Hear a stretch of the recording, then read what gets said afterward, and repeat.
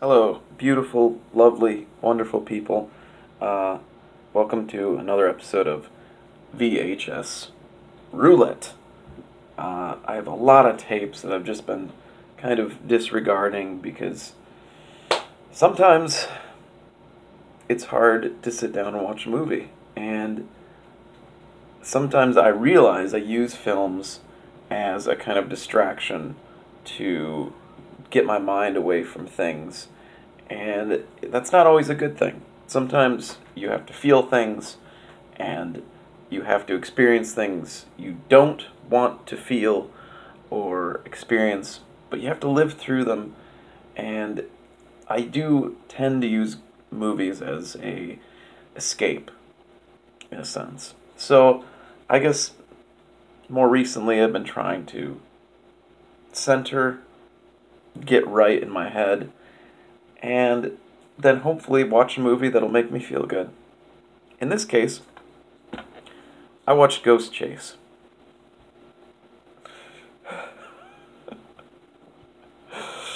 Ah! It's... Oh, Demo. Why? Why? Oh, save me. Save me from this movie. Okay, so Ghost Chase is from director Roland Emmerich, who you might know from Independence Day, or Stargate, or Godzilla.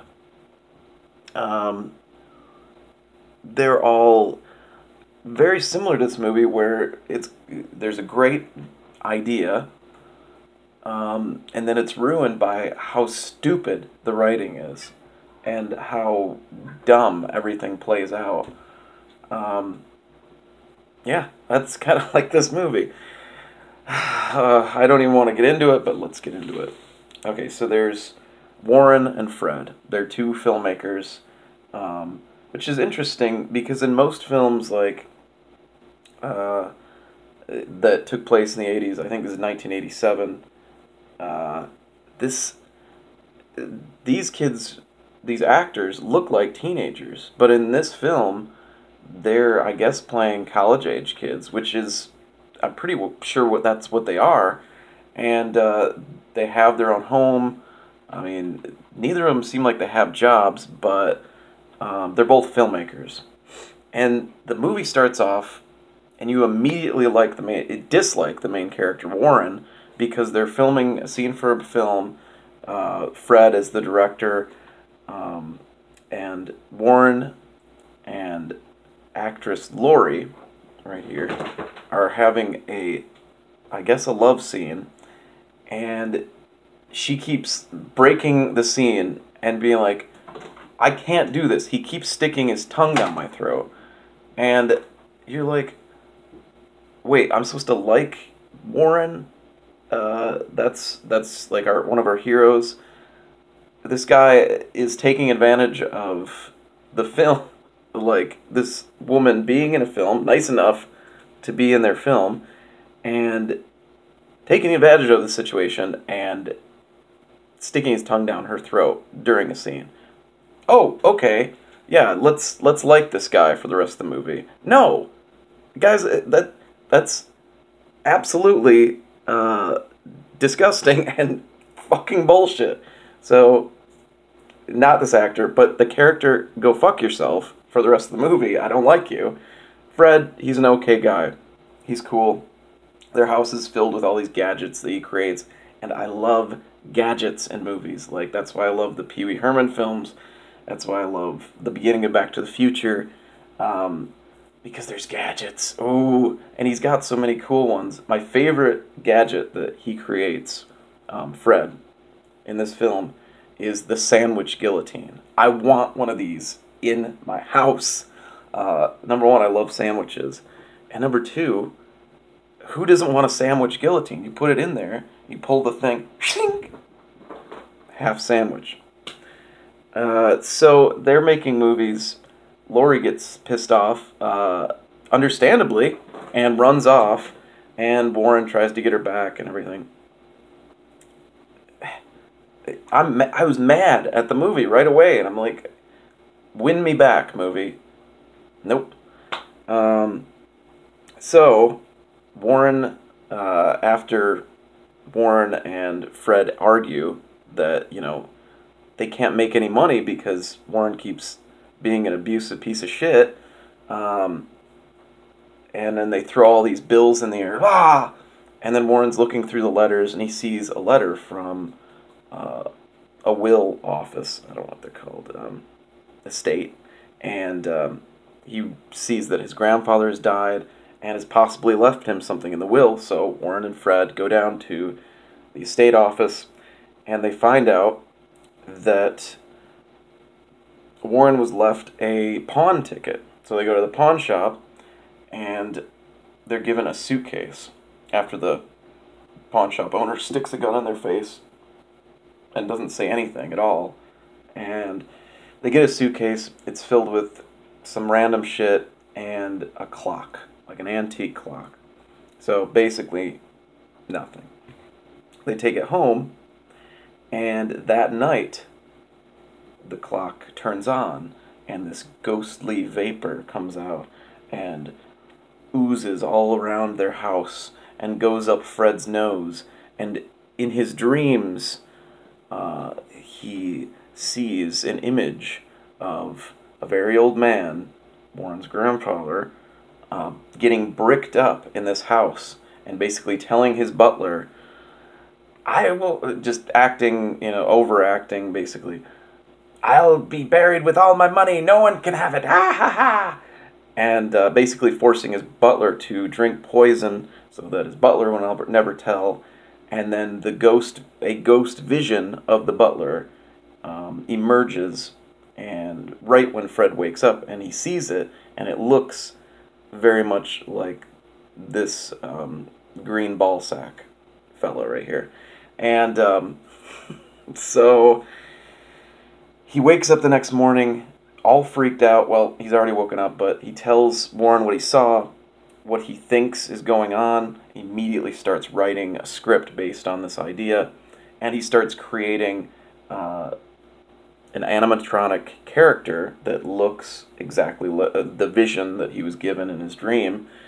And at the same time, we have this guy, Stan Gordon, who is the head of a movie studio, but he's also very, very interested in getting his hands on the suitcase that Warren and Fred have. Probably because he wants... We're not really told a hell of a lot. Basically, as the plot unfolds, you find out that Stan Gordon, his real name is like Stanislav Gordinsky, and he plotted to take over Warren's grandfather's estate and find the money that was hidden, and yada yada yada. There isn't a lot of plot. It's okay. Don't worry about it. Anyway, so Stan Gordon employs this German guy to go and chase after them and find the suitcase and everything. Stan Gordon is played by Paul Gleason, who you should know from The Breakfast Club, the guy that's like, I'm watching you. That guy, the asshole, the dick, the teacher, the principal, whatever. And he's pretty much playing the same exact asshole character. The only interesting parts that we see with him is... it's kind of interesting, kind of funny. He owns all these piranhas, and he keeps... in his office in this movie studio, and he keeps getting his assistant to go out and buy fish to feed the piranhas, but the piranhas won't eat the fish, and so he's all pissed off, and he's like, you got me these piranhas, they don't eat anything! And it's just this weird little thing that... I'm going to ruin a little bit of a thing at the very end. The assistant gets some goldfish for the piranhas to eat. At the very end, when he gets back to his office at the end of the movie, he looks in his fish tank. The little goldfish is floating around, and there's just the skeletons of the piranhas just dead. And so that's probably the funniest thing in the movie. Everything else, terrible. Anyway, so the next night, the ghostly vision comes out again in Warren and Fred's house and goes into the body of this animatronic creation of Fred's, and suddenly he is the butler. The butler has now embodied this animatronic creation, and he's walking around, and he has the voice. He's basically doing a Boris Karloff voice, where he has that kind of Boris Karloff lisp. If you ever heard him talk, and so somehow Warren and Fred convince Laurie to come back to be in this film that they're trying to make, but when they're like practicing for the film, the animatronic butler comes and tells them about the money that's supposedly hidden and all the plot points, and then so they do some research and they find out that the house that his grandfather has walled himself up in is now on the property of the movie studio that Stan Gordon owns. Yeah,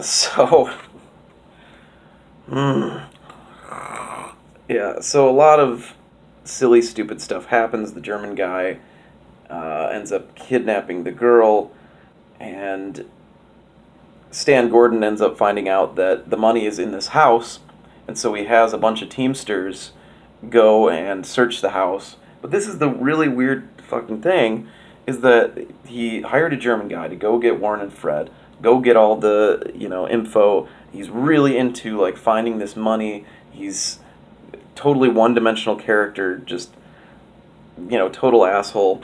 But then when the Teamsters are like, yeah, we couldn't find it, sorry, he's like, alright, then blow it up. Blow up the building. It's like, you had them look one day, and then you just blow it up?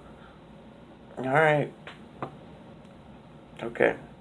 So, when they're right about to blow it up, that's when Warren and Fred actually get into the basement, and because they know where, through this disgusting boil of a character tells them to go.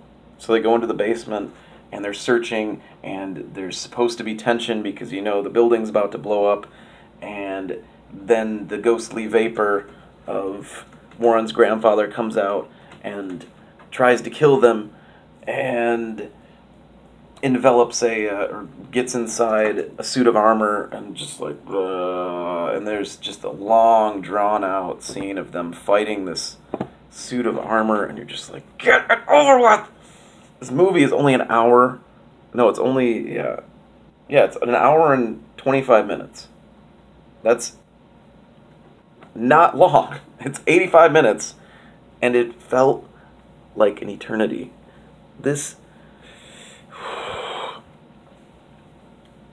Roland Emmerich's films are huge now. Well, not so much now. I know he has a movie coming up.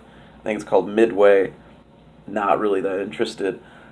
I really liked Godzilla in the theater when I was a kid. Now I wouldn't watch it without, riff tracks or something. Independence Day, alright. Stargate is fun, but just because James Spader's in it, and Kurt Russell, of course. But they're all just kind of, they're a little devoid of feeling and heart, these films are. And I think a lot of his films have kind of spawned a lot of bad, big budget films.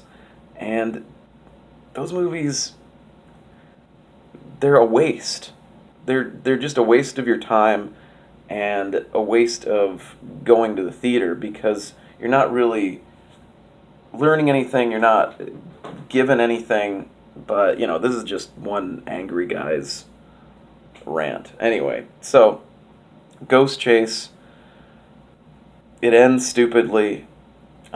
There's a lot of bad, goofy, like, bow, bow, like, that kind of music, like fake, chicka chicka, bow, bow, that kind of cheesy music in it. And it's very, very slow, disappointing. These are the things I liked. I liked Fred, who hasn't been in I don't think anything since. I liked Lori, even though they don't really give her a lot, and it's really upsetting at the end where Warren, the tongue bandit, and Lori get together in the end, because you're like, come on, let her get with Fred, who's been a nice, inventive guy this whole time, and not with this dick Warren. And you just know it's gonna end in some like unhappy marriage where Warren like becomes this like abusive asshole that goes out and cheats on her, and she's left with like 3 kids that are all little assholes just like him. And Fred, hopefully he invents something really cool like the ShamWow, and probably gonna live alone forever with some cats. Nothing wrong with that. But anyway, Ghost Chase is terrible. It's not really available a lot. You can get a DVD on Amazon if you want. I wouldn't. It's on YouTube in French, which might be preferable, because then you can't hear any of the dialogue. You just see this weird little thing walking around and, ooh, thank you. Anyway, don't watch it, but thank you for watching this, and I appreciate you and love all of you. Have a good one, guys.